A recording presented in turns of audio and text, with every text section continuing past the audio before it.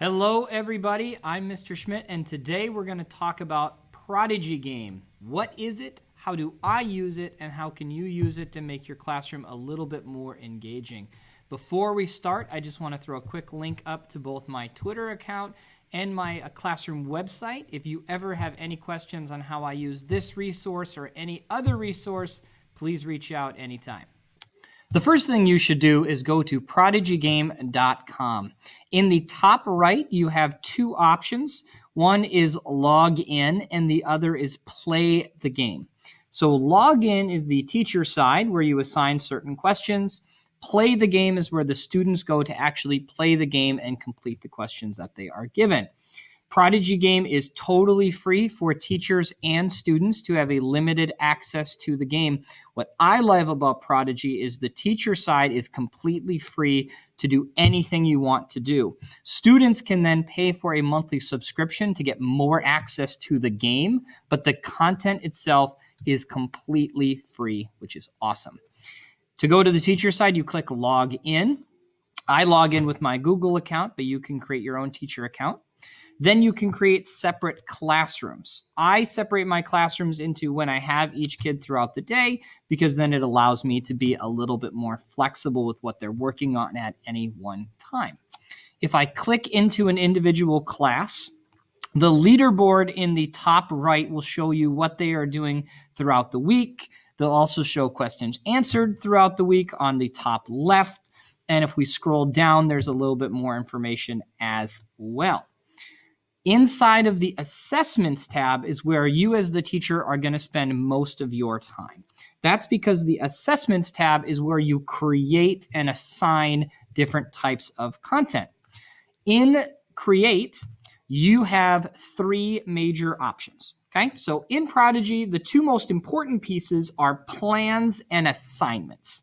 A plan is kind of a generalized skill that you're going to be working on for a period of time, usually a week or 2 weeks. And basically, if students are playing the game and they don't have an assignment, a plan is kind of like the top of the umbrella. If I say we're going to do percent questions, they'll give them generalized percent questions for that period of time. An assignment is then a specific set of questions that you can give your students. And it's awesome that it covers grade level content with huge amounts of questions inside of this. There's lots of stuff underneath each of these topics to give you flexibility on what your kids need to know. The final one, which is newer than the other two, is, let's cancel here.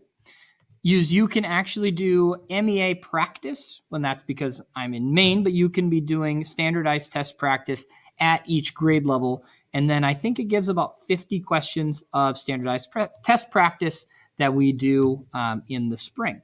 So a lot of flexibility here from the teacher side. You can control exactly what the students do. You can see what questions they got correct. And what I like to do is find questions that the vast majority of the class got wrong and then use them as intro questions the following day. The student side of Prodigy has the students taking the role of a wizard, where their goal is to complete quests for the characters in the world while battling and catching monsters. The free version of Prodigy allows for a small team that the monsters do not evolve.